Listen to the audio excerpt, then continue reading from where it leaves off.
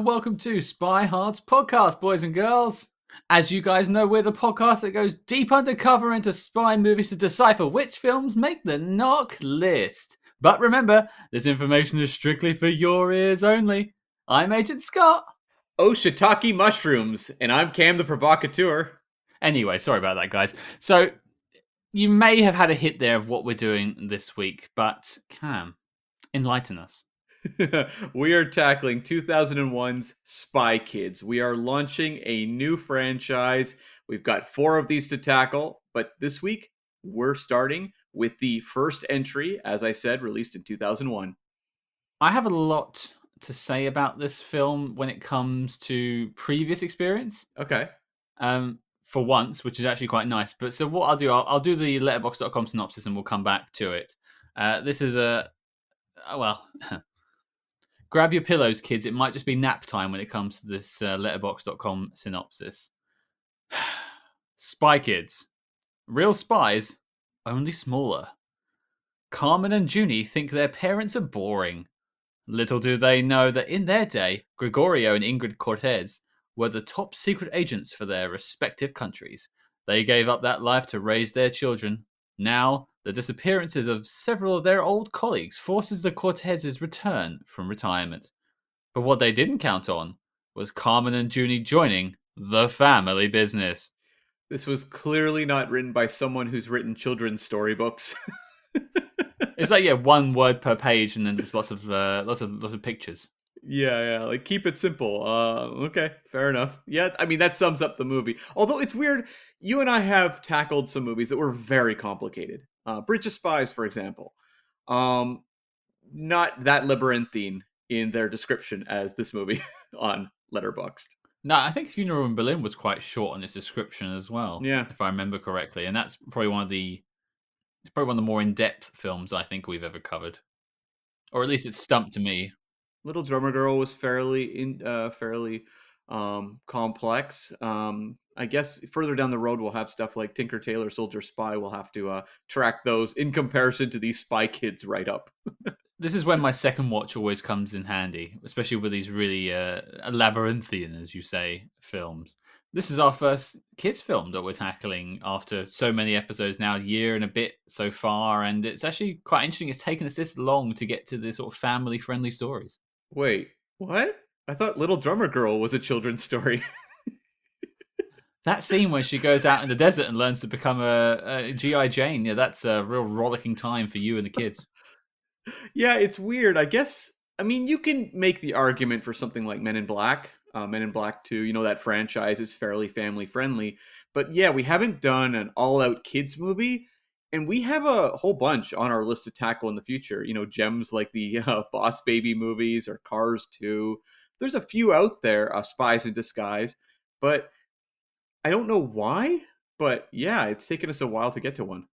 I think there's like a little bit of hesitation there. It almost feels slightly strange for us to tackle. But I'm glad we're starting off with maybe the pinnacle.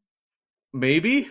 I'm not going to say maybe not this film necessarily, but in terms of the franchise, you think of say Boss Baby. I don't think it holds up against Spy Kids. Yeah, and nor does say Cats and Dogs. Right. Yeah. There's some real low hanging fruit there that may produce fun episodes where we have we can really laugh a lot and joke around and hopefully have some guests on to discuss the evolution of the story of the Cats and Dogs franchise. But there's not a lot that are held at a high level where people regard them really that much publicly. Like Spy Kids is something you'll hear people mention on Twitter, for example. You're not going to hear a lot of Spies in Disguise mentions. Okay, so I sort of alluded to it before, but these films had a particular place in my childhood. So I'll go to you first, Cam, because you're decades older than me. What's your memory of this film? Well, I grew up on Wizard of Oz, so that was the movie I saw in theaters, and it was during the Depression. It was a tough time. It really helped raise our spirits that, as we were moving from one dust bowl to the next. No, the truth is, Spy Kids was a movie that came along for me in kind of a bad time. I was 2001. I was 20 years old. There was no way I was going to go see Spy Kids in theaters. And I was a fan of Robert Rodriguez. I had loved Desperado. From Dusk Till Dawn. I went and saw The Faculty in theaters. I tracked down El Mariachi when it hit video. So he was one of those guys at that era that there was so much excitement around. The same way there was with like Tarantino and Kevin Smith, for example. These filmmakers that like the film geek crowd really championed. And Robert Rodriguez was one of those big guys. And I remember tracking him and thinking, seeing trailers for The Faculty and being like, this guy's about to blow up. Like he's going to become one of our big filmmakers. And, The Faculty didn't do that well. It did okay, but it was not a huge smash we talk about to this day. And I do remember Spy Kids coming out and getting pretty positive reviews and being really interested to see where he was going to go as a filmmaker. But also, again, I was 20 years old. The chances of me and my friends going out to see Spy Kids on a weekend was pretty slim. And I was definitely not going to be doing the one ticket for Spy Kids, please kind of thing. So I ended up seeing it much later. I think it was a free movie channel we had that just showed up in Canada. And I did watch it one night and enjoyed it mostly. I didn't walk away from it with the same sort of appreciation I had for like Desperado or From Dusk Till Dawn, where I watched them multiple times. But overall, I was like, yeah, that was pretty fun. Not any sort of like lingering memories, really. It was very much a one and done. Didn't really think that much about it afterwards. And I actually never watched any of the sequels. So yeah. This might be a first where I've seen them all and you haven't. That's yeah, it will be. How embarrassing for me. Mm. Well, and you said, you wouldn't be the one ticket guy by yourself. And that's true. You would buy all of the tickets and make sure that no one else takes the showing up from you. So you can really enjoy your time with the Spy Kids. And I would be in my thumb costume that I made. Yeah, for sure. Yeah, if you could take it off, I can't really see your face at the moment, mate, to be honest with you. You prefer that, though. You requested it. As for me, keen listeners might remember I'm from a big family. I have 4 brothers, and as such, there's a couple that are younger than me, a couple that are older, and so what we watched in our house was skewed. Sometimes it would be kids stuff, sometimes it would be for slightly older kids, and so I was 14 when this came out, maybe slightly too old, but probably right in the right department to watch it. I definitely saw it in theaters. And I remember hearing about Robert Rodriguez, and I knew about things like From Dusk Till Dawn, but I'd never seen any of them. So my first Rodriguez experience is this film. Right. So I had a very different take on the director when I saw his other work later on, his older work afterwards. But yeah, this was a film that was often played. We definitely had it on VHS, most likely picked it up on DVD. Things like, oh, shiitake mushrooms was a line that me and my brothers, shouted at each other whenever we dropped stuff on the floor. It was just one of those films that got played in our house quite a lot. It feels like a movie that was perfect for that sort of era where if you played it, it's like 90 minutes, very quick, and it never stops with things happening. It's just, action scene after joke after action scene after joke. Like it just keeps piling things on.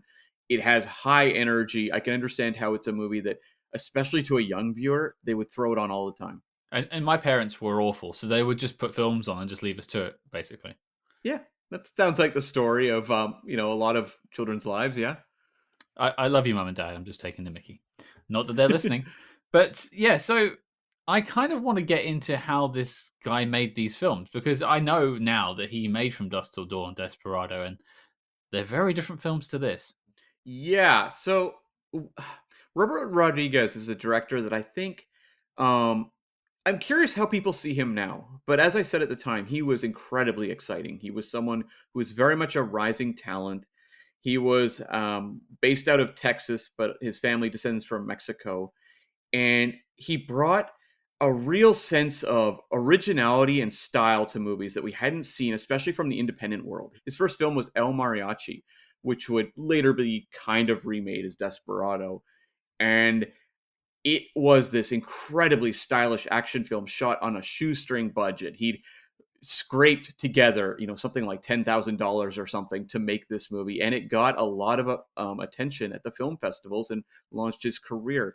So he was someone who was very exciting, but he was also a do-it-yourself kind of guy. Like He would direct his movies, produce his movies, write his movies, edit his movies. We'll talk about Spy Kids, where he's doing the special effects supervising on his films. He's also involved with the music. He does all the camera operating. He is someone who is very hands-on, and that felt at the time incredibly exciting. Because we're still in the 90s looking at this era of the big studio movies. Every weekend it's something like The Firm opening or, Sleepless in Seattle, these big star driven studio movies made by very recognizable directors and, obviously top to bottom Hollywood talent making them. And then you have a guy who's like, hey, I'm from Texas and I make these movies often in my backyard and edit them in my garage. And somehow they're showing up on the silver screen. Incredibly exciting. I'm just curious, like, at what point did any of this become aware to you as someone who's seen, a handful of his movies? Definitely after Spy Kids. Mm-hmm. It was, I would say, probably when I got around the age of 17, 18 and started watching films that I wanted to watch because I was interested in them. And I was always into sort of vampires and zombies. So you can see how that all got connected there. Yeah. So, yeah, like he does in 96 From Dusk Till Dawn, follows that up with The Faculty in 98. And then we get Spy Kids, and you want to know the origins. It comes from a couple places. At the time, he was, as I said, sort of on the cusp of being one of the major directors. And he never really got there. Like, he never seemed that interested. If you look at it now from 2021, he has kind of stuck to his own world. He makes, genre films. He does occasionally wander in and do an episode of The Mandalorian, for example. But by and large, he really does make his own films. And he was being courted to make a lot of movies for the studios. Like, they wanted him on the first X-Men. He was offered Planet of the Apes, the movie that Tim Burton ultimately did. He was also offered Superman Lives, which Tim Burton wound up being attached to and never happened, the Nick Cage starring Superman movie. But he decided he still wanted to do the movies that he enjoyed making. And this film was inspired by a short he made. Did you ever hear of the movie Four Rooms? No, I can't say I did.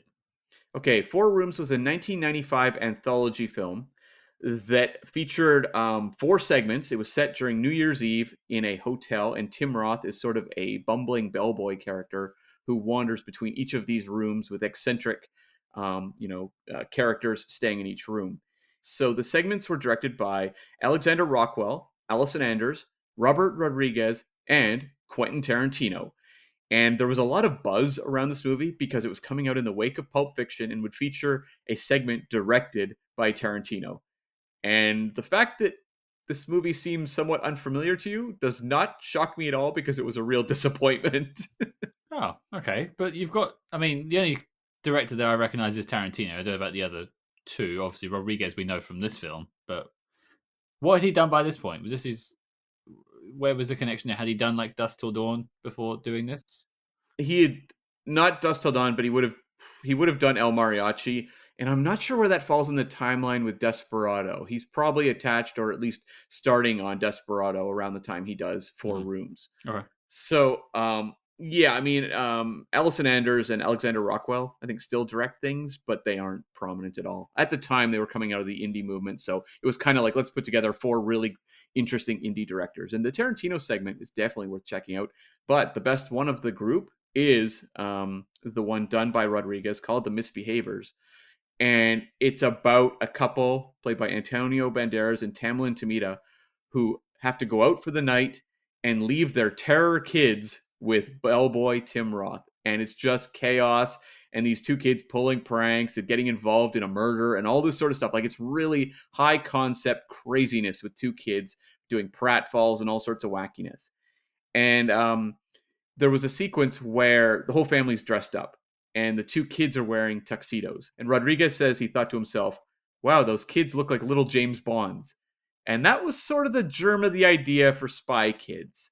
So ultimately, he would attach himself to something that would have a much longer lifespan than Four Rooms, which would be the Spy Kids franchise. I'm genuinely surprised you didn't say it was something to do with his kids. Like, I'll make a film that my kids can watch, because right now I've not made any films that my kids can watch. I don't know if he's had kids, maybe he hasn't had kids, but Yeah. I would have assumed that was the genesis of it. Oh, there's more. Like, it kind of comes from a few different angles Oh. because that was a very primary one. That was the one where it really caused him to go, "Hey, I could write a whole movie on this," because he felt very confident working with the two kids here that Mhm. he could make a whole movie with kids. But also his uncle, Gregorio Rodriguez, was an FBI agent. So that was a very big inspiration just from hearing stories of his uncle. And also, he says when he was a kid, he shot home movies. It was a 10-child family, and he would cast his brothers and sisters as the characters in the movies. And he loved the combination of action and kids, joking around. And so to him, it was really returning to his roots as a filmmaker of what he'd started early on. So he really was excited about that. He said the only reason he did El Mariachi was because he knew he could sell it to the Spanish video market. It's an action film. You can easily sell it off versus a kids movie, which is maybe a little riskier. So that was sort of the origins of Spy Kids. Really interesting in that we tackle so many movies where it's like, oh yeah, they were inspired by seeing blank. I think with what was it Taken, the idea of a father buying a karaoke machine. Yeah. Whereas here, it very much is like multiple different influences all working together to create this 2001 film. Well, it's as you say, it was gestating over a large period of time. But you've blown me away the fact that it was to do with a film that he made, and there was no connection to, wanting to provide something for your kids. Because you always hear that people go back to something, or they do something for their kids. Um, so that's genuinely surprised me because, well, he's just known for much gorier stuff. It just seems like a complete genre switch for him. Yeah, and he did have kids at the time, so I would have to imagine that's in the back of his head as well. He's just never really expressed that as much as these other anecdotes that are, I guess, more well publicized. But it wouldn't shock me because I believe Junie, the boy's middle name, is derived from his own children's names. I don't think it's in this film, but it comes later down the road. So I do think the Spy Kids was a family affair as well. And I know later on he does Shark Boy and Lava Girl, and that film has a co-writing credit from his young son, who was like, I don't know, 10 at the time. He's minted now. Yeah, yeah, he's he's paid better than we are. That's for sure. He's living off that Shark Boy money.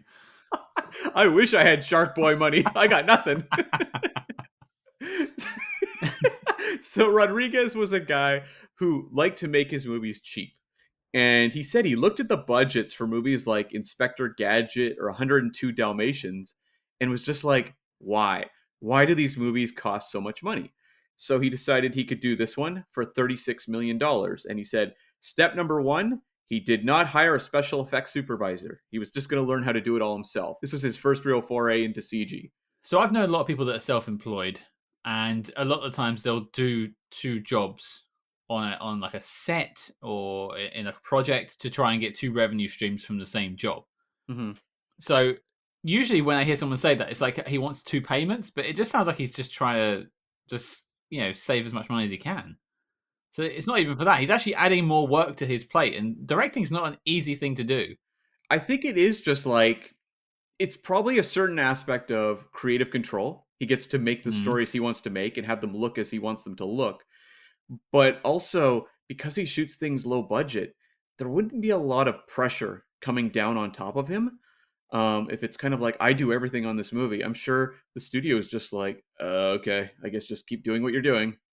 But then, not to jump in, but is that not a bit concerning? I don't know if this was a big film. It was does it have a big production company behind it? But just when someone turns up and goes, oh, "I'll do it," you don't want to get an expert to do that. No, no, I've got it. It's fine.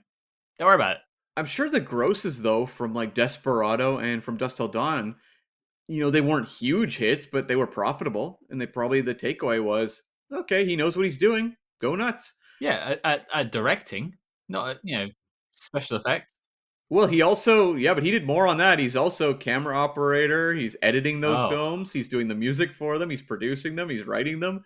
So he's kind of just a one-man film studio in a lot of ways. I mean, obviously he has a sizable crew working with him, but he likes to mastermind all the departments. And well, I think we'll talk about that as we go forward into Spy Kids, whether that worked for you, because I think it's very clear that this man was in charge of many of the departments on this film. see, I'm fascinated by this because you weren't a fan of it because it wasn't really your film. let's be honest, when it came out, it was not targeted at you, and you were that full-on angsty goth Cam that we like to talk about by this point. Sure, yeah. Black nail polish, everything, yeah. Yeah, which you're still rocking now, and you still got it at the age of 1,000. So it's cool, all good, buddy. Yeah. But I know you've got a little bit more for me, so keep going. Yeah, so another aspect of I think keeping the budget low was Rodriguez said it was a real fight to have the film centered on a Latin American family. Dimension, who produced the film, for those that don't know, Dimension was an offshoot of Miramax. Miramax was the Weinstein Brothers studio. Dimension was run by the brother Bob, and it handled genre fare largely. So a lot of the horror movies or sci-fi movies were coming out of Dimension. This was a Dimension film, but he said that like he got a lot of arguments from the studio saying, "Why don't you just make them American?" And he would say, they're Latin American. And he said he won the argument ultimately because they kept saying, why are you not just making it more standard, more, boiled down to what this audience is the most familiar with? And he said, I don't know, like James Bond is really British. You're not making him American. And they were like, huh, fair point. Well, proceed. So, sorry, what was that? The Weinsteins being ignorant. No, I'm surprised. Shocking, really. Yeah, no kidding. Hmm. But I would also question whether he would have won that argument if it was a $100 million movie. So you're saying because he's doing it on the cheap, he has a little bit more sway when it comes to casting. I would think so. Yeah. Yeah. Okay, I can understand that bargaining chip. Plus, like you say, the previous films were hits some Mhm. way, shape, or form. I mean, I'd heard of From Dusk Till Dawn before I ever saw this film. I'd never seen it, but at least it means the legend was powerful enough that in 2001, I knew this was his film. Mhm. Yeah. So he said the original script for this movie was really ambitious, featured a lot more action. It was very complex, and a lot of those elements would wind up in the sequel. So we can talk about that when we tackle the second one because there was a lot of holdovers from the original script from this film. Also, I think a notable thing to mention is originally Kelly Preston was cast as Ingrid Cortez, the mother slash wife in this film, and she had to drop out due to a pregnancy slash giving birth. And so they brought in Carla Gugino, who at the time was only 28 years old. And so there was some concern from her just about whether she could pull this off. And Rodriguez assuaged her fears and said, "Don't worry, it'll work out okay." But it's something that's interesting to look back on now because this was a pairing of her at 28 and Antonio Banderas at 40, and so it's up to the movie to ultimately sell you on that. I will just say, I never got that impression that either means that she looks older than that age, or Antonio Banderas is timeless. I'm leaning more towards the latter. I hope it's the latter. I hope it's the latter. Antonio Banderas will outlive us all. I think so. I think so. He's the real Dorian Gray. Wait. Zorian Gray. Yes.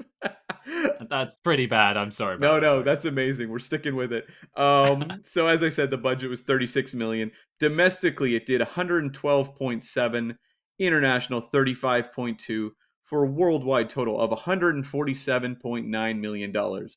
Can't complain about that. For a kids film. Yeah. I mean, we have no comparison point at this stage. It's our first kids film, but I trust from how you've said it, that was a successful kids film. And also not one put out by like, Disney or Mm. 20th Century Fox. This is coming from Dimension, which is a smaller, offshoot studio. So it was actually very impressive for a movie that wouldn't have had the marketing money that a Disney film would have. And yet I heard about it, and I definitely went with my family to see it. So even in the UK, it was a good marketing campaign. So well hmm done. Yeah, at the worldwide box office, it landed at number 28 for the year of 2001 between The Princess Diaries and The Mexican. I don't know if anyone remembers The Mexican. That was the Gore Verbinski film with Brad Pitt and Julia Roberts. I actually never saw it. The top three for the year, number one was Harry Potter and the Sorcerer's Stone slash Philosopher's Stone.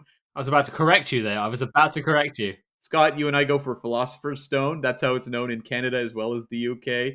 But Huh. American audiences refer to it as the Sorcerer's Stone because I actually think this is very cynical on the part of the studio. They felt the American audience wouldn't understand the word philosopher. And I think, yes, they could. Wasn't another film we were speaking about recently, the title changed because people wouldn't understand it? Oh, it was License to Kill, I think. Yeah, it was originally called License Revoked. Yeah. Yeah. Oh, big word. A few Mm, syllables there. Revoked. yeah, yeah. Tricky stuff. Number 2 was Lord of the Rings: The Fellowship of the Ring, and number 3 was Monsters Inc. That's a pretty big trio right there. And that's a big kids film too, so it's got competition this year. Yeah, yeah. And just a few other spy movies open this year. Number 21, you referenced it earlier, Cats and Dogs came in just above Spy Kids. Number 31, Spy Game, the Robert Redford Brad Pitt film. Number 109, The Tailor of Panama with Pierce Brosnan. Number 144, Enigma, which we're going to be tackling. I don't know a lot about that one, but I believe it's a period era spy film. 2001 is the year that just keeps on giving. It By the sounds of it. is. And number 200, Charlotte Gray with, I believe, Kate Blanchett. That one's pretty obscure. We'll tackle that further down the road, and I'm sure it'll be a huge download getter. Our immediate follow up to Cats and Dogs 5. Okay, so that sort of wraps up the behind the scenes on Spy Kids. Okay, now Cam, let's hit the blue button, close the door, and then hit the green button on our review. Now I am curious to know, young 20-year-old angsty Cam didn't like it. What does I don't know. I don't want to age you actually. I always make jokes, but I actually don't want to give your age, so I won't say anything. What does Cam of 2021 think of Spy Kids? Well, I just want to say I didn't dislike it when I saw it the Oh first no. time. Oh No, I'm saying no. I didn't dislike it the first time. I thought it was okay. I didn't have like a negative opinion. I think I probably gave it like 3 stars or something like that if I were to look up my old review on it. But watching it last night was really interesting. In a lot of ways I admire this movie. I think it's a really interesting, just when you look at it from 2001, having a movie centered on a Latin American family, that's not something you would see. It feels original. And when I look at a movie like Coco from a few years ago, it was like Pixar very much like patting themselves on the back, like, look what we did, folks. And look, Coco is a great film and people should watch it. But you had Rodriguez fighting to tell these stories 20 years earlier almost. And I think that for me makes the movie very interesting to revisit. And I love a lot of the talent assembled here. This is not a cast you would see in a movie like this. Even now, a lot of these, you're not going to see Danny Trejo cast in a lot of children's films. That to me is genuinely interesting. So, in that regard, I found this movie very just admirable from a behind the scenes point of view in terms of this being a family film from 2001, but also in terms of just imagination. I give Rodriguez a lot of credit. He is just like firing on all cylinders at all times. Just how do I keep this movie going? How do I come up with a goofy new idea? How do I have a new joke? How do I have a new invention?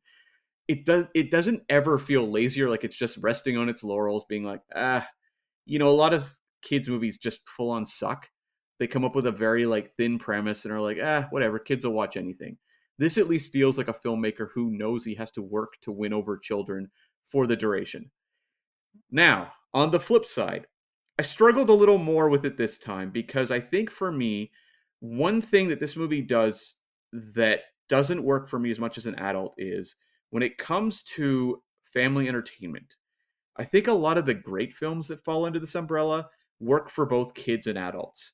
And this one is pitched purely at kids a lot of the time.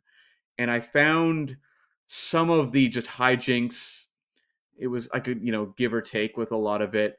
Also, it's very hard to ignore the fact this movie looks terrible.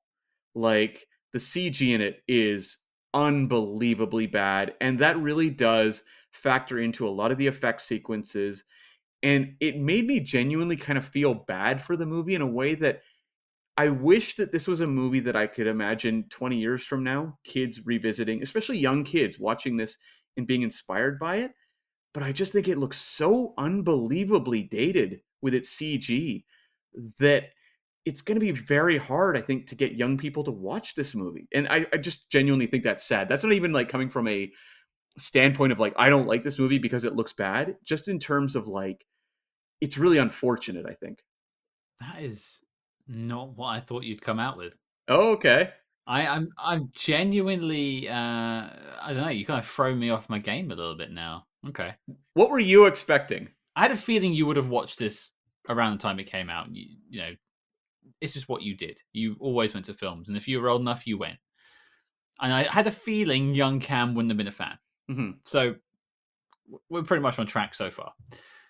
Come to now, I think you would have actually enjoyed it for what it was and maybe framed it differently in your expectations, which I think trails me on to what I think about the film.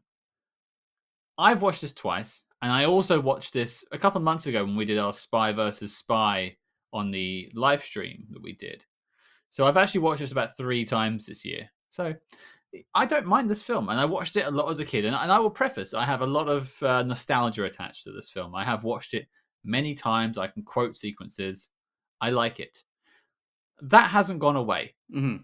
And I think I actually appreciate it more now because I personally think Rodriguez is somehow able to create a story that is both fun for kids and adults. I think it actually is pitched right down the middle and it lands on both because there's some, quite suggestive moments between the parents and you kind of get it from their perspective. They're overbearing and protective in the beginning and then they learn to trust them by the end. Kids are the other way around. They don't like their parents. Kids understand that they don't like their parents. They just immediately imprint themselves onto the Spy Kids. And by the end, they've kind of got out of their problems and learned to work as a team, which most kids' films do. And most siblings kind of want that. They want to be close to their siblings.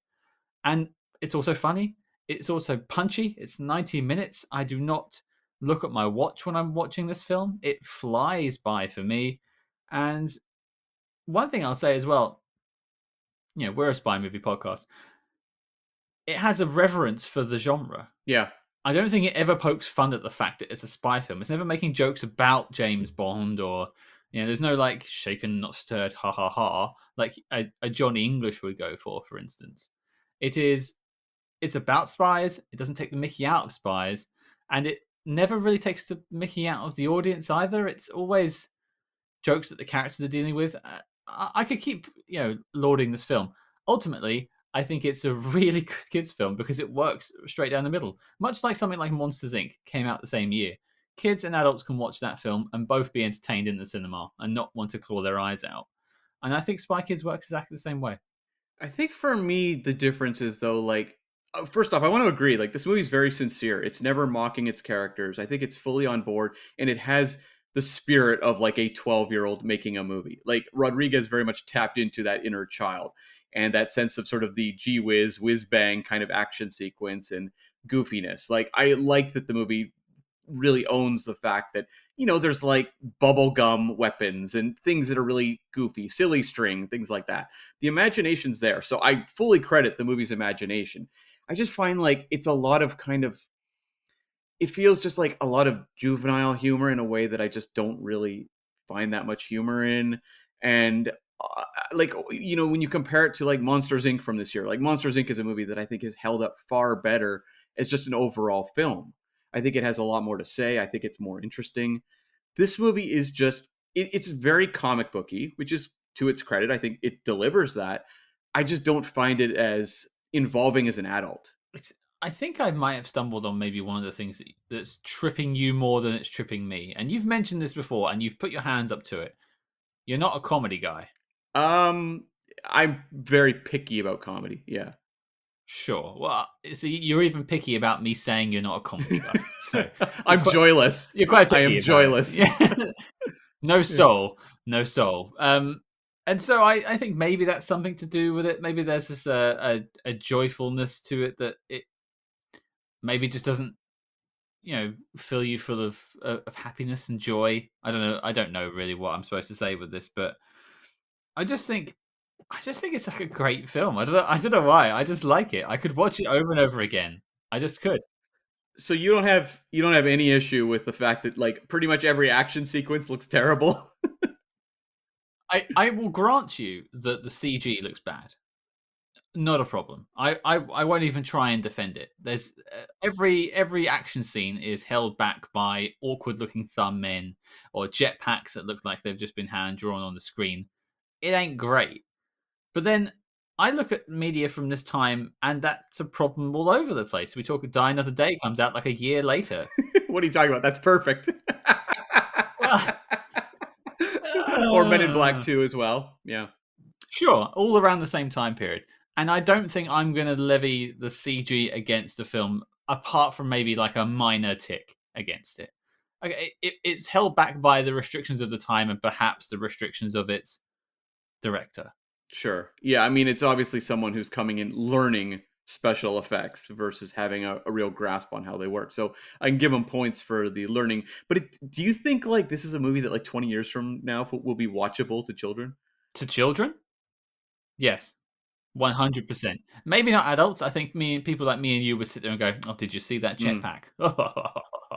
But then eh, we're a bit wanky sometimes. It's just what we do. We're boring, soulless adults. There's meant to be more joy here, and this film also has a stunning cast, mm-hmm. and I think that also propels it into superstardom for me too. And it's not even its leads that I gravitate towards; it is our man Boris Alan Cumming as as Fagin Floop, the Floopmeister, and I loved him as a kid when I was watching it, and when I watched it again today, he's chewing up the scenery, he's pontificating in every scene, he's clearly enjoying what he's doing. Sing songs in the film. It's outrageous, and it's just fun. Yeah, I like that he has a children's show that looks like the most nightmarish children's show you could ever watch. That made me laugh. But yeah, they do a lot with that character. You know, he has the virtual room, and we have like a musical number with him. Uh, it's just again like this is tied into the imagination that I appreciate about the movie. Like it definitely has ideas it's constantly throwing at the audience that keep it moving and keep it feeling vibrant. And that character, I mean, I was making a note that he felt a lot like Pee Wee Herman, who was a big influence on me as a young kid watching Pee Wee Herman on TV. Um, but you can also, I mean, I think Rodriguez cites more Willy Wonka, but you can also see the Wizard from The Wizard of Oz in segments of this movie when he's dealing with Junie. So yeah, there's a lot just going on with that character. Like the world of the Spy Kids, as fleshed out by Rodriguez, is very detailed and I think really well filled out by a cast that's all on the same page. Yeah, no one is above this work. Everyone's just trying to make it the best film it can be. And I mean, usually I'll try and start with things I like, but I feel like I've naturally come to this because I haven't really criticized the film, whereas you've given it some criticisms.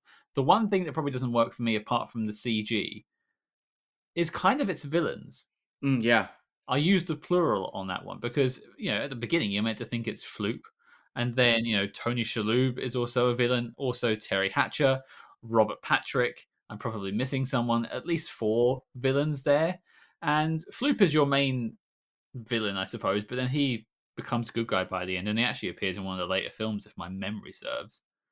So that's a bit messy. I find the villains to be quite messy. Yeah, I found that as well. Like they want to set up Floop as your main adversary, and you have these agents who are going missing and getting turned into some sort of terrifying looking mutants. I gotta say, that is nightmare inducing. Like, did that shake up you or any of your siblings as a kid? No, I was often trying to smush their faces and turn them into turn them into fooglies, as it were. But yeah, in terms of a torture, I think I would rather have being strapped to the ground and covered in crabs, or or maybe shoot me with a laser in half than being turned into one of those. It looks pretty grim. But yeah, like so they set up him as the main adversary, and then you have a real change of heart with that character where he becomes their ally. And yeah, you have the minion character played by Tony Shalhoub becomes the main villain. And I just felt like in a 90-minute movie, it was a lot to jump through to have your villain switch over to a different villain. And Robert Patrick is wandering in and out. Um, I probably would have cut maybe the Robert Patrick character, as much fun as he is in a moment here, especially where he's dealing with the robot version of his son. But I would have probably kept Terry Hatcher. I think she works fairly well, but it's a little too much, and the character journey of the Floop character just gets it's tough to pull off in a 90-minute breakneck movie. Well, I will say any film that sets Terry Hatcher on fire has a tick from me, so that's another reason why I love this film. Uh, Maybe that'll cause the wood to be more animated. Oh, that's gold. Although anyone who listened to the Tomorrow Never Dies episode knows where you're coming from there. Yeah, never on Team Hatcher, unfortunately. But yeah, I when I watched it the second time today, I tried to pay attention to Floop. Sure. Yeah, I don't.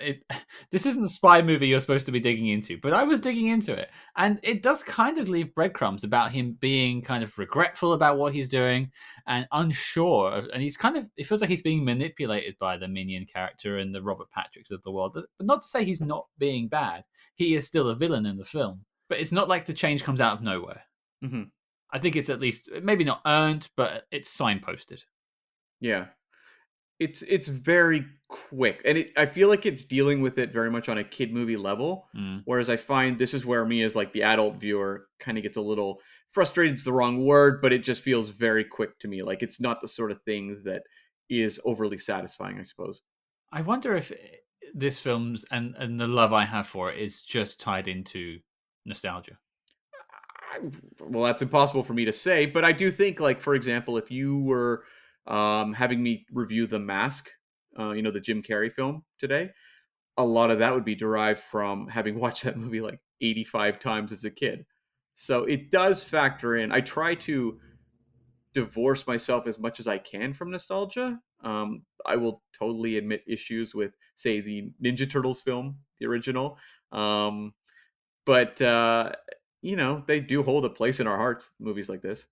Okay, so I won't beat myself up, but then asking you, 90 minutes, this film, you clearly weren't a huge fan of it. Not that you were against it particularly, but it's just something you watched. Yeah. If I made you sit down and watch it again right now, would you have trouble doing it? No, no. I mean, it's too fast paced. It's got too much going on. It. We've watched movies where nothing happens. We've watched The House on 92nd Street, which I'm determined to make the most mentioned movie on this podcast, but like nothing happened practically.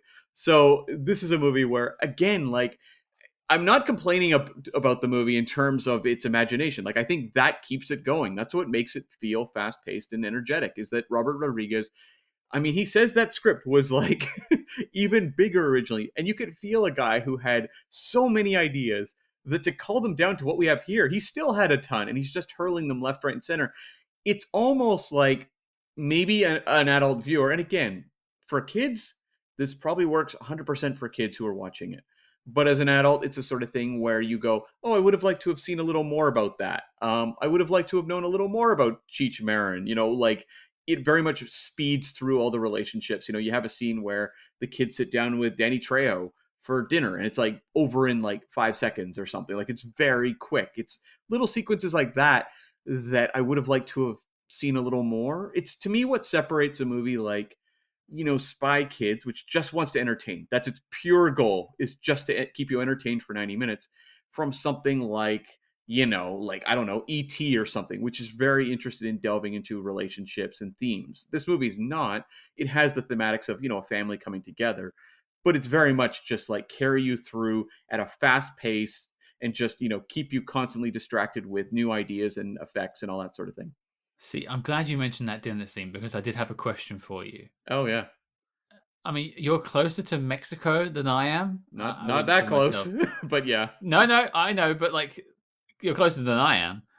Have you ever heard of people eating pig's intestines? I haven't, but I also was like, maybe that is something. I don't know. I'm not particularly familiar. Yeah, not even making a joke about it. I was Yeah. genuinely curious because it's not played for a laugh in the film. They're No. just eating. I have no memory of that scene as watching it from a kid. So when I saw it again today, I wasn't sure if it was there for a laugh or not. Yeah, no, I don't think so. Although there is like a line where she says something like she drops the food on the table and goes, "Well, now I'm not going to eat it," as if like that's kind of the punchline. Yeah. So yeah, I'm not really sure. I'm not too up on like Mexican delicacies, or if whether that would be a food item that they would be eating. Well, I want to take us into some of the characters. Now we've got, I guess our lead is Antonio Banderas, I suppose, or the Spy Kids our lead. Well, Antonio Banderas is the reason the movie's probably getting greenlit, right? Like he's the one they're going to Hmm. attach. He was, I believe, the first on board for the movie. So yeah, it's sold largely on him, at least from a studio perspective. I give the film points for Banderas and Gugino's adults, the parents. I think they're both the story of how they met. That little montage at the start. I think is really great. It's exposition without it feeling like exposition. and that's really well handled. And I like all the stuff where he goes to the school and he gets kind of emasculated in front of the parent. He has to hold back because right down he's got that James Bond kick ass style, but he's playing it dad. I loved the whole flashback on how they met and everything. It felt almost like something in a Wes Anderson movie, filtered through the sensibilities of Rodriguez, where they're going on the dates and they're standing like far apart on the Eiffel Tower or sitting at separate tables at a restaurant. It's played in a very storybook fashion. I thought that was just visually really interesting. And then, of course, you get the wedding right afterwards with those really real helicopters come flying over. Definitely not CG, very real helicopters. Definitely not CG. No, no, no, no. But then I love like the stuff in the car, and you get to the school. That whole entrance of the spies. Now they go on to get captured a little bit later on in the film, but that's probably my favorite bit of them too. And then they kind of disappear from the film. Yeah. Well, we get bits of them when they're captured and escaping a couple times, but yeah, by and large, the kids take over the movie. And this is where I think the gamble of the film is, because it becomes about the kids, and and Banderas is not your POV character anymore. And I hadn't heard of these. I've never really seen these two child actors in anything else since, apart from being in the Spy Kids sequels. I don't know if they've gone to be more successful. Yeah, Alexa Vega, as she's known here, but her married name is Alexa Pena Vega. She showed up in the second Machete film, but that's about it. I think she is still working though regularly. Wait, did she play Carmen Cortez Yeah. in the Machete film? Oh no! Oh no! No, sorry. Oh, you almost made my day. I was like, yes, the R-rated sequel. No, she played an assassin in the film. Oh, that's unfortunate. But okay, so she's still going, but it takes a punt having these two guys be your lead. Now, having kids films is tough enough. Having them led by kids and child actors is another punt down the field as well. And I think they both deliver. I definitely put myself into maybe more Carmen's shoes than Junie personally. I think kids' films are very difficult because they often say with children's performances, the quality of them can be strongly measured by the director and the adult actors they're working with. Now, in this case, the kids actually don't have a lot of adult actors to act off of regularly. They do have scenes with Trejo and their parents and Ellen Cumming, but by and large, they are on their own. So I would really give a lot of the credit there. First off, I think they're decent actors, which helps. I also think Rodriguez, being a father, also probably had a pretty good hand in helping guide their performances. And it was interesting watching it last night in that the performances I think work. I believe them as children. They don't feel like weird Hollywood robot children, Mm-hmm. which you sometimes see in these movies. They felt like genuine kids, which I appreciated. Um, but I also feel like we've gone through an evolution of child acting since this movie came out. And I don't think the kids would quite be played this way now. It feels like of its time, and it works 100% for its time. I think they're decent performances. But I do think if you made this movie now in the wake of stuff like, you have Harry Potter coming out this same year, and you look at the performances those kids are giving and would continue to give through that franchise, I think we've kind of reached a different level of child acting we have expectations for as an audience. But they're different films. Yeah, they are different films, but I just mean in general, in the industry, I don't think you would get kids' performances like this now. See, I just think that well, I don't particularly rate the actors in the Harry Potter films personally for their acting. That's just me. hmm So I'm I see where you're coming from, I suppose, but I don't know if I necessarily make that distinction. Well, it's just something I've noticed. I watch a lot of old Disney movies, and you see the evolution of how child performances are. You go back to like the 50s, 60s, the kids are really shrill. They yell a lot. And then you get into like the 80s, you still have stuff like Goonies, which is also, it's a lot of yelling over top of each other and stuff. This movie, I think the kids really do work for the movie, but I think you would, in 2021, you would see very different performances coming out of those kids in a movie. For me, the whole sibling rivalry works because I had four brothers that were, often shouting at me for one reason or another. Usually hanging off of a jungle gym, which is what we do. And so I think that sort of camaraderie works. Probably one of the reasons I like the film so much. Well, I think the camaraderie works. I buy the relationships completely. I just mean in terms of performance style. I think that would be a little different, but Again, that's not a knock on the movie. It was made in 2001. Mm. It's not made in 2021. It's just an observation I noticed. But in terms of the dynamic and in terms of buying them as a brother and sister, oh yeah, I think it totally works. I think I'm having a hard time getting a read on this one altogether because it's so. I like this film. It's quite clear that I do. Mhm. But when you're trying to talk about it in the same way you talk about something like Goldeneye, it's just a totally different film. And so when I'm thinking about, hey, like performances I liked, yes, but they're kids. Like I almost give them like a pass, whereas maybe I should be more critical. I don't know. I maybe I'm the one that's not being critical enough here. You have to sit through more children's movies and watch some terrible child performances. That will definitely wisen you up. And these are not that.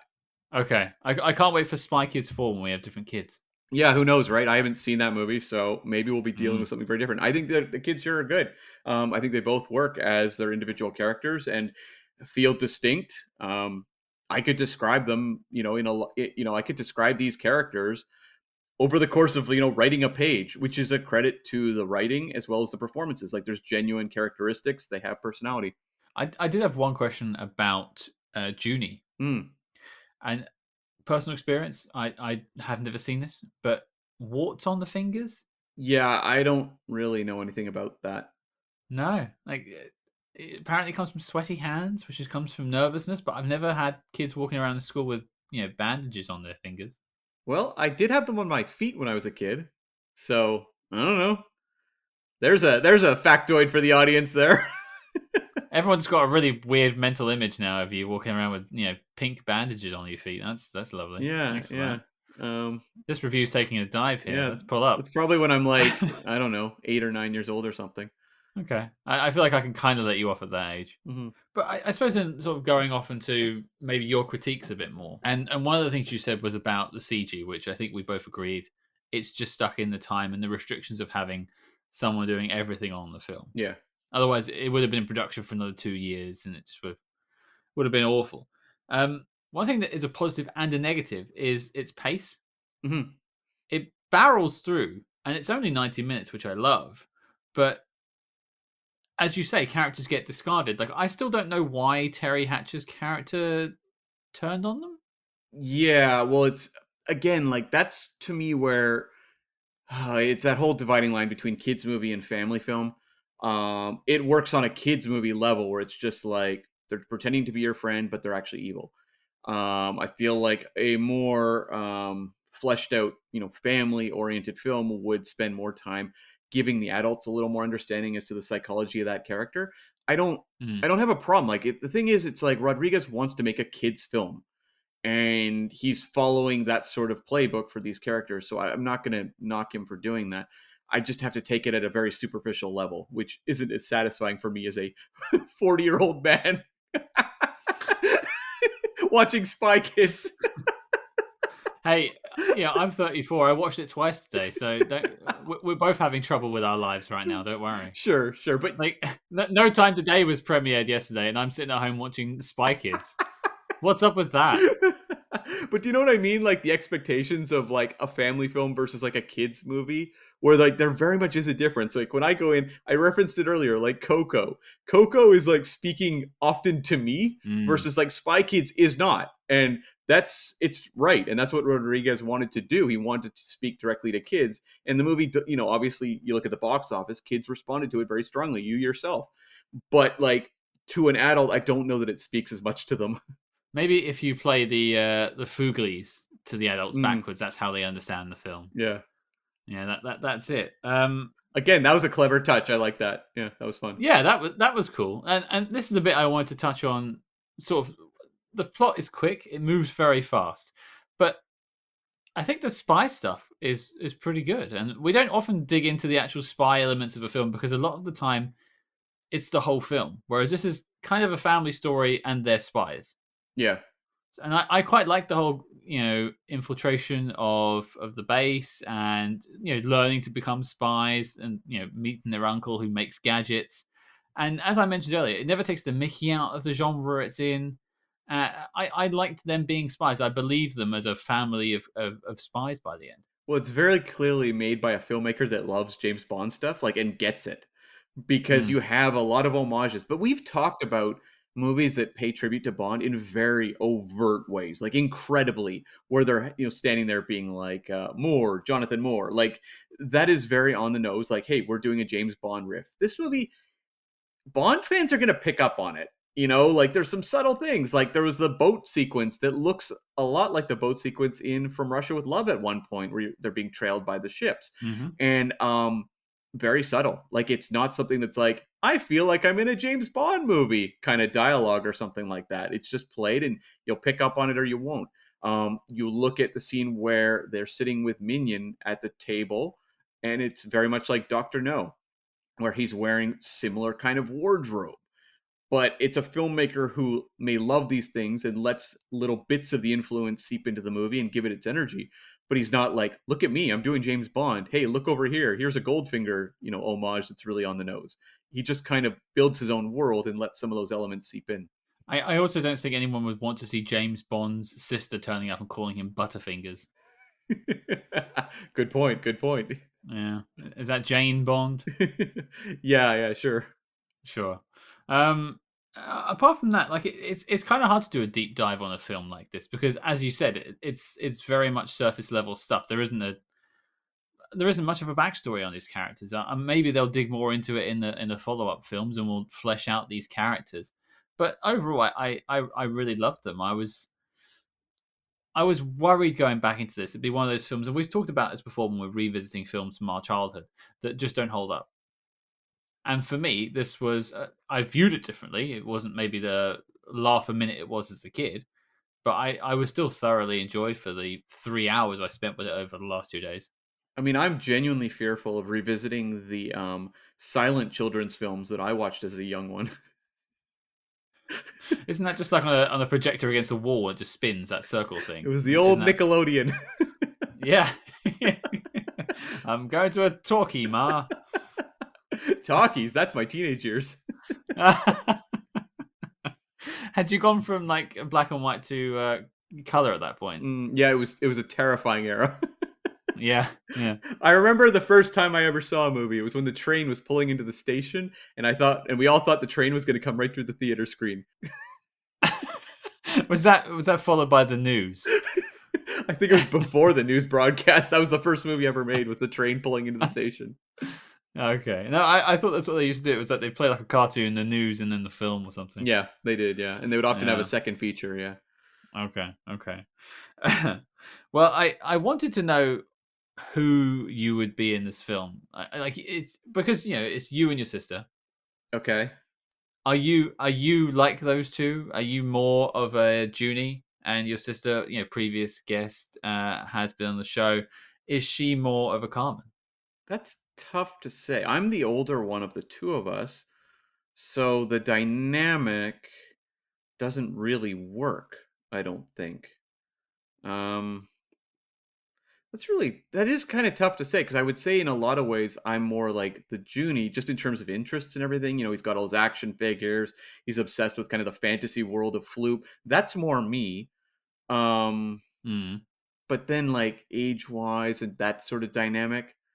I mean, But I your sister's got the fitness stuff as well. sure. So Yeah, I mean, I guess so. I guess she would be.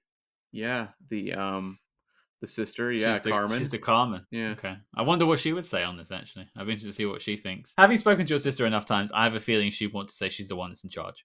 that too. So she's the George Clooney. Yeah. With the black bar that moves. Great joke. That made me laugh Yeah, every time I saw it. That's a good joke. Yeah. Which actually I think brings us on to the sort of the fun cameos we get in the film. yeah. There's some ones you wouldn't see. I mean, obviously we've mentioned Danny Trejo, Cheech Marin, and they're bigger characters, I suppose. But just having them in the film for all of 10 minutes, more or less, is just kind of fun, and it fleshes out the world. Oh yeah, and like you have the guy who goes missing, Dunnigan, at the start of the movie, and is shown throughout the movie looking like a horrific flooble or whatever the word was. These creations that Floop is making, and Fugly. a Foogly, thank you. And he's played by Mike Judge, who is the creator of Beavis and Butthead. Yeah. He also did Silicon Valley. He directed and wrote Office Space. So like that's crazy. He does like next to nothing in the movie. You also have director Richard Linklater showing up as a spy. You have the cinematographer Guillermo Navarro showing up as a pastor. Like he really does make the most. He's kind of the the filmmaker that does everything, but he also takes all of his cast and throws them all over the place. So you've got people from behind the scenes being thrown in front of the camera. It's kind of a real family dynamic, just the making of these movies. Everyone's getting a payday. It's good stuff. Yeah. Um, I think my favorite cameo has to be Danny Trejo, if you call it a cameo, because he's a named character. And he Sure. obviously goes on to have his own films later on. But I think that's the highlight outside of the family and the villains. Yeah, I consider him more of like a featured character in the film, but um, I think for me in terms of the cameos, like the uncredited cameos, Clooney is the best. Like him showing up at the end with the black bar and then taking the black bar off his eyes was like a lot of fun, and at the time probably wouldn't have been a huge surprise coming off of From Dusk Till Dawn. He Mm. obviously had a relationship with Rodriguez, but you watch it now, it seems weird, right? Like probably people are a little more like, really? George Clooney is in this movie? I'm waiting for him to bring out his like espresso cup and start selling me espresso machines or kitchens, which he does over here a lot at the moment as well. Yeah, George Clooney gets around. I was actually surprised not to see a Salma Hayek cameo in this film. Right. Yeah, okay. That's a fair point. Maybe she comes up in the later ones. Yeah, I'm not sure. So it seemed genuinely shocking. And in this era, you wouldn't have seen her pop up in a brief role. Because I didn't really think about the Dust Till Dawn connection until watching it today. Obviously, he just, Rodriguez is just assembling his mates. Yeah, and of course, Salma Hayek is in Desperado as well. So, Hmm. well, I've got a question for you. This movie has a lot of set pieces, a lot. And I'm curious, which ones worked for you, or which ones, even if the effects didn't hold up particularly well, just stand out as like, what a fun idea. I did like the jetpack sequence. I do have to say, even though it looked pretty shoddy, it's just enjoyable to watch. Obviously, the jetpack tech has improved since Thunderball. Hmm. They last longer than 10 seconds, which is nice. I wish I had improved, but no, still 10 seconds. Yeah, probably bad time to take jokes like that, but whatever. Yeah, I think the jetpack sequence is probably the one that jumps out to me when I think about it, or maybe the underwater stuff in the submersible with sharks. You get your sharks. Yeah, I mean that's a whole Spy Who Loved Me sequence for sure. It's like the Lotus there. Um, the sharks were a lot of fun. I mean, I'm always excited to see sharks. I thought they looked a lot better when they were just like driving through them than when we had the sleeping shark sequences. At that point, they looked like they were from the TV show Reboot, where it was like, oh boy, that is some real early. I have not heard reboot in like 20 years. Wow, you've dragged that one out of the grave. Well done. That is some. Reboot. Those sharks were some first gen CG going on there. Oh, wow. They might have been the worst CG in the movie. They might be. See, I can't picture it in my head. I might have to go back and look at this really bad CG now. I mean, I'm gonna have to find a clip of the reboot guys and the sharks and compare them. But I do like the idea of the sleeping sharks, and them having to navigate around them. But again, when it's like the whole sequence is set off by urination, I'm like, oh yeah, it's a kids movie. You sound bitter, Cam. You sound a Not little bitter, bitter. just old and tired. Kids are too active. Why can't they just slow down? Mm.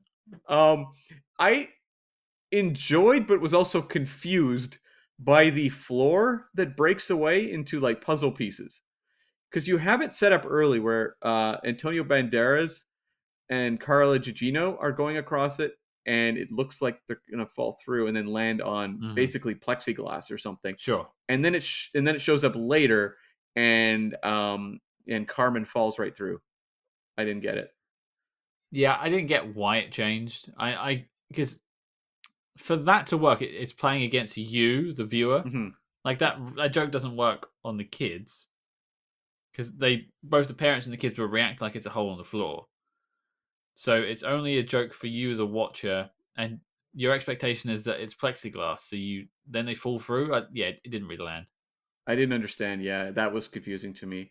I did like the virtual room though. As I said, there was the song number in Hmm. there. They just find ways that again, like Rodriguez uses every opportunity he can. Anytime he can come up with some sort of little bit of business, he's going to try to create an interesting moment out of it. And I think that's a credit to him as a filmmaker. Yeah, I mean, you also get probably the first time I've ever seen the original series of Star Trek's food in real life. Yeah. They were eating green and eating yellow and cubes of color. So, Star Trek fans, they will know what we're talking about. But kind of jumping off the jetpacks, this film is filled with spy gadgets. Uncle Machete has a spy store that he runs. So I was actually going to throw a question at you, which was, what was your favorite gadget? Um, that's an excellent question. I definitely smiled weirdly at the tracking gum at the start when she threw the gum when we get the flashback to how the parents met Hmm. and Gugino throws the gum underneath Banderas' shoe. I thought that was a fun little detail because it works really well in a kids movie where kids are going to respond to that, but it's telling an adult story. Like it felt like a way to tell a story that kids would not find necessarily interesting and making it kid friendly. That's a good shout. Actually, I didn't even think of that one on my answer. I had like a two-step answer.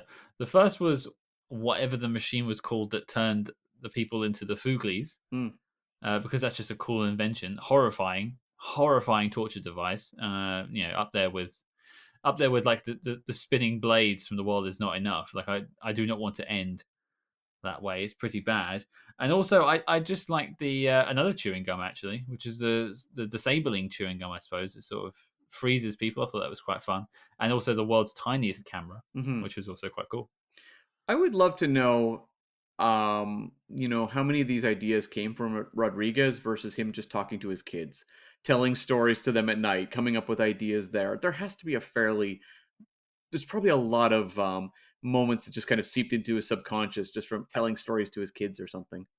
Well, you think like the designs of the Fooglies and stuff like that. That's got to come from a kid's imagination, or maybe it doesn't, and maybe there's credit to a designer out there that came up to all this stuff. But it feels so out there that it almost couldn't come from an adult because we're too restricted in our own ways. Yeah, like the thumb thumbs were something Rodriguez created when he was 13 and he was in an art contest. So, and he won the art contest. So, there you go. And so it made sense to bring them over here. And I'm sure like I'm just trying to wrap my head around the the moment where Rodriguez who created these things at 13 is sitting on a film set. There was I think some practical ones there. Like most of them are CG, but there are some practical outfits, probably only a couple Hmm. because of the budget, but just the moment he's seeing one of these realized is probably so surreal. Yeah, can you imagine the things you designed as a kid just walking past you and getting some catering? It would be so strange. Like I remember I wrote my own comic book series called TV Man back in the day, and there was a whole host. Brilliant, Yeah, brilliant. brilliant. There was a whole host of characters, and like just the idea of seeing one of them in live action would be bizarre. What was his arch nemesis, TV man? There was a few. There was Dr. Von Cantaloupe Head. There was Samuel Rabbitmouth. There was Baboom, who was an alien. That's a Uh, great name. yeah, Baboom is a great name. yeah. There was a lot actually. There was, I think, Deadline. I think was one of them. There was probably Zaxxon. That was another big one. There was like I think probably 20 villains or something I came up with. Wow. See, I would have thought it'd been more literal. Like when we tried to make the arch villain of Condor Man, we just found the opposite of a condor. I thought maybe you'd do something like, I don't know, cables out, or I don't know, bad reception man. There was okay. This is the era. Like when I'm coming up with all that stuff, it's when like Venom is really popular in Spider-Man comics, Right. and suddenly you had all these heroes that had villains that were mirror images of themselves, like very literally. It was like literally Hmm. like here's evil Spider-Man with Venom. So I did have Dark Force TV Man, who was like kind of like a zombified version of the main character. It's like the reverse Flash. Yeah, kind of. Yeah, Okay. I kind of want to dig more into TV Man. Maybe I just find that's a separate podcast. that really really is. Okay, well, I have one last sort of note. I think otherwise I'll take us into the knock list afterwards, and that is the thing they're trying to find through most of this film is called the third brain. Hmm. And the third brain, for those who haven't watched the film properly or not seen it in a while, is basically this artificial intelligence they want to put into the robots that Floop and Mr. Minion have designed to sort of take over the world and eventually try and put it into kid robots, etc., etc. But they describe the third brain as the fountain of all sort of spy knowledge. So what I thought was, is the knock list the third brain? Oh, do we have to change the name now? Yeah. Is it making the third brain? It doesn't really roll off the tongue, but No. I just there's sort of a point of crossing between the two. I thought was quite nice. We prefer our tortured acronyms. Um, what kind of knowledge is in there? We're too dim to figure it out. I mean, as I said, when I went to spy school, I mastered in baccarat flirting and last minute bomb defusal. So maybe those lessons are on there. Yeah. You've got lots of other ones like every spy needs to know how to put a bow tie on. Yeah, yeah. I can't say I know that. No, I've never done a bow tie. I like how they twisted it where the kids were all good at the end and like superheroes. And you had that like hilarious sequence where the kid like saves someone from a fire and then does a thumbs up at the camera. Yeah, that was strange. Yeah. But was it Junie who did that? No, it was like one of the robot children. When he pulls him out the fire. Yeah. Yeah, that was. Yeah, I that was like a throwaway joke that I found sort of.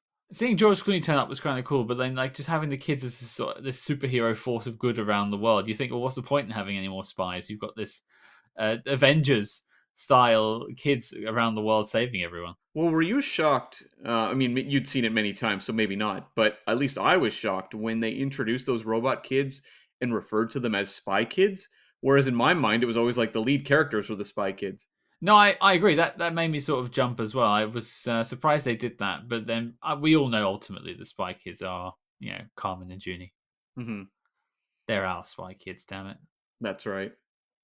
Okay, now I am desperately curious to ask you this question, Cam. I'm desperately curious. Is Spy Kids making the knock list? Um, you see now here's where I struggle because um, we've talked about some of the kids movies coming up, and it's rough. But I also don't think this movie is. We did not put on say like the Born Identity. I think the Born Identity is a better film than this. So this is where the issue comes in. Like I think this movie has just it has not aged well in a lot of ways, and so I think my answer is a mild no. Um, I think it has things of merit. Like I think if you are parents of children who are young, what do you think is the age for like this movie? Like what age would you be telling parents to show this to their kids? I think pretty young. Like 10? 5 to 10, maybe? Like if you're I going think from maybe 8. yeah, maybe that's just the perfect middle line. I think if you're in what we would call high school, which I can't I don't know what the North American equivalent is, but from the age of 11, basically, I think that's probably getting on to be too old. I was 14 when I watched this film, and I enjoyed it though. To be fair, Okay. Yeah, I just think to like a children nowadays, I think probably under 12. Like 12 and under would probably be the perfect age. well, this film is longer than a 90-second TikTok video, so kids nowadays would have no time for it. Very true. Spy Kids TikTok coming to you soon. Oh Um God. yeah, but I will say this, like what I admire about this movie is that it's really weird. Like it is a weird movie that could only come from Rodriguez pairing with like Dimension Studios. This is not something that would ever come from 20th Century Fox, Warner Brothers, Disney, etc. So I give them a lot of points for that. Okay, so you're going with a mild no. Hmm. Okay, interesting. I'm going with a mild yes, and here's why. Now, to preface, I don't think we can have a entry on the knock list unless we both agree on it. So we can still debate it, and maybe I can sway Cam. But let's see what we can do. I firstly, I think this is a really fun film. It's got its faults. Like we said, the villains are kind of interchangeable and kind of weak, and they have got a lot of backstory. Mr. Minion does the whole "it's Mr. Minion" to you, to the surprise of no one because it's Tony Shalhoub, and then proceeds to be not very menacing for the rest of the film. Teri Hatch is just there and she's bald. Robert Patrick just shows up at the beginning and the end of the film. So really, all you're waiting for is Alan Cumming, and he becomes a good guy. Yeah. So you haven't really got that sort of tension. And then, of course, as you mentioned, the CG is bad. But I don't hold the CG against it. I think I can give that a pass because I think that's a thing to do with its time. If this had been made in the 60s, it would look awful in its own way. Would it? Like you'd just be seeing strings from the ceiling. I feel like CG has aged in a way that is not watchable. Like I think practical effects have held up a lot better than early CG. I think early CG has rendered like a lot of movies unwatchable. Well, I know I shouldn't be referencing Star Trek on a spy movie podcast, but Mm. when I think about bad CG from around this time, I always go back to Star Trek Voyager, and they have Species 8472, Oh yeah. which is an alien species, and they're completely CG rendered, and they look absolutely awful now. You watch it on a widescreen HD TV, it's abysmal. It's basically just a grey blur on the screen slapping Harry Kim around, and that's what I think of, or Bond, tsunami surfing. It just looks bad. Um, I'm willing to give that the pass. What I'm worried about is we have X amount of kids films to cover. Not as many as say we haven't even got as many as the Bond films. We've had less than that. I don't know if we're going to have another good one that I enjoy down the road. And so this is where I got this conundrum where I have a film that I like and I would watch again, and I would recommend it to people. If I had a friend of mine who had kids and said, Scott, I love spy films, but I don't want to show them the Bond films just yet. Can you recommend a spy film that they'll love? Spy Kids, 100%. I think even you could agree to that. Yeah, it's hard to argue against that because maybe this is a real damning statement on the world of spy films for children. Mm. Like, it's very clear that oh, there's a real dearth of like 4-star spy films for kids. Like, they have not cracked it. And you would say, well, I mean, I'm sure Pixar could do it. No, they couldn't. And I mean, they made Cars 2, which, no spoilers. We'll talk about it down the road. But Cars 2 was not considered a triumph in the world of Pixar. No spoilers on the Cars film. Yeah, yeah. Ah. So if they haven't even done it, and I'm just like racking my brain, I don't know if we're going to tackle the Despicable Me films. There are things like that. They have spy elements quite strongly.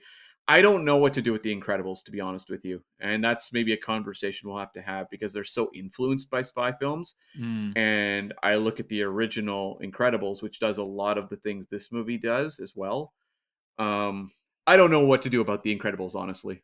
I think with The Incredibles, it'll be something we tackle. If we decide to tackle it, it'll be down the line. We've got hundreds of films on our list. We're not going anywhere. Mhm. We'll get to it if we get to it. And the only other one I can think of is the recent Will Smith Tom Holland film Spies in Disguise. But I never saw it, so I have no opinion going into this about it that's maybe influencing what I'm thinking. So I'm trying to be objective and go, look, I shouldn't be saying this because it's the only one that I think is good. Yeah. Because I don't remember the other Spy Kids films. Maybe they're even better. I remember watching them, but I couldn't tell you the plot. I would say my educated guess is probably not. Like, just if you look at Rotten Tomatoes scores alone, this one scored significantly higher than the other entries did. So, yeah, it is tough. It's a situation we haven't really found ourselves in where we want the knock list to showcase all that spy movies can do. Mm. And when you don't have that standout in front candidate for children's films, you know what? I'm just having a moment here. You realize we talked about Cloak and Dagger. That was a children's film as well. We didn't mention that up top. This is actually not our first spy children's film. I will grant you that, but in terms of kids' films, it was very much an 80s kids' film because there's some dark elements in that one. Yeah, that's true. It's tough because, like, I understand the appeal of putting it on the list so that you can say, here's your spy kids movie. And now I'm just like fighting with myself because this movie is like not as good, I don't think, as Men in Black, for example. So it's like, are we putting it on just to have a kids movie on? That's where my struggle comes. But when I fell down on Men in Black, not because of the film, I fell down on Men in Black because it was just not spy enough for me. That was my reason for saying no. Right. And this is very spy. There's no argument that this is a spy film. It's in the bloody title. Yeah. Yeah. I don't want to. I'm not going to press you into changing your mind. If you're a no and I'm a yes, it can just be one of those weird maybes that just sit on neither list. It's just there in the ether. I just don't know if we're going to have a film like this again. And I'd almost rather be wrong and take the chastisement down the road when we find a much better kids spy film and go, oh well, this is clearly the one. Mm-hmm. I'd almost rather campaign for this, and I also would just watch it again. I think it's a fun film. I will say this. What is actually causing me to consider giving it the very, very, very mild yes isn't so much, well, having a movie for young kids is obviously an element, but just the fact that no spy movie is like this. And I don't just mean in terms of, the effects or the types of sequences. I mean the fact it's made by Rodriguez with entirely his sensibilities, a cast you would not see in any spy movie ever since, and probably even today. It Hmm. seems kind of unlikely to me, even now, they would make a movie like this, like that a major studio would make a movie like this.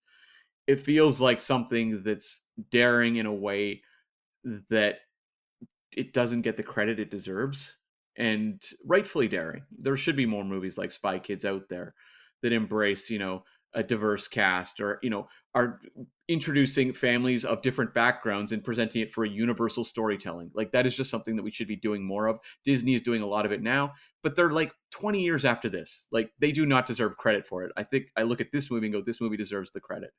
So that is actually what's honestly like tipping me a little more towards the yes. So I think let's say it's a mild, very, very mild yes for me, but it's something that I would not feel like I was wrong or had made a bad decision if this movie was being recommended to young children to watch. Hmm. Because I think this is how hopefully more movies are made in the future, at least from an imagination and a behind the scenes kind of approach. I stick to what I said. I would recommend this to kids to Hmm. watch, especially I wouldn't recommend kids go watch Hannah. Sure, That's I it's would. not for them. I would. Well, maybe True Lies maybe is kind of fun for kids in its own way, Yeah. in more of an adult way, but there's not many on the knock list I think that kids should see at the age of 6. Yeah. Yeah. And I almost want to I want to cater for them, and also at the same time, the whole idea of the knock list is if someone says I don't know anything about spy films, give me a list of great ones. Now they might see this as a kids film and go, I don't want to watch a kids film. Okay, fine. They have to watch it, but it's still a great spy movie. I don't think you could walk out this and go, the spy stuff's not great. Hmm. And so that's I'll stick to my yes. And it can also be a bit of a bridge for young kids to eventually, you know, be interested in the world of James Bond, because a lot of just the storytelling and the elements here are the sort of thing that if you were really into as, a 7 or 8 year old might cause you to be drawn to Bond movies later down the road. So yeah. Yeah, I mean this film leads right into inflatable gondolas. Definitely, definitely. They're going to be really shocked though if they jump from this movie into the Daniel Craig era. Or like License to Kill and the guy's blowing up in the boiler. Yeah, that too. Yeah. I was thinking of Casino Royale where he's getting his testicles whipped with a rope. Tune in next week, kids. Dun dun dun dun dun. Ah. So it sounds like I have brought Cam on side, and he is now a proud member of the OSS, and I will give him his bracelet.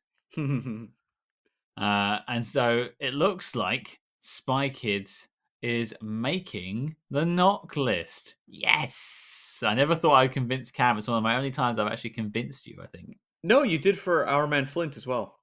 Oh, wow. I mean, that was a while ago, though, to be fair. That's a good few months. So I've been saving this one up. But I'm glad it's made it on, even if it is like a weird question mark entry off to the side that maybe we can discuss again down the road. And hopefully we find a kids' film that supersedes it. Yeah. I hope we find that. I want to be wrong. I want to eat my words and say this isn't the best. Yeah, it's just a bummer when I look at the list we have for movies to tackle in the future. There's no ET equivalent of spy kids movies coming up. Like, there's just nothing out there. Hey, E.T.'s in a blanket being Mm. smuggled. Maybe he's undercover. Maybe E.T. is the perfect Spy Kids film. Maybe he has to make it on to the show before The Incredibles. Yeah, it's the race on a bike. Yeah. E.T. belongs on the knock list. Except on his finger, he's got the bandages. E.T. looks at the knock list and he's like, I'll be right here. Cam has been practicing that voice for a very long time. Mm. Well, there you go, guys. Spy Kids is making the knock list, and as such, the dossier on the film is complete and filed as classified. But, Cam, what are we doing next week?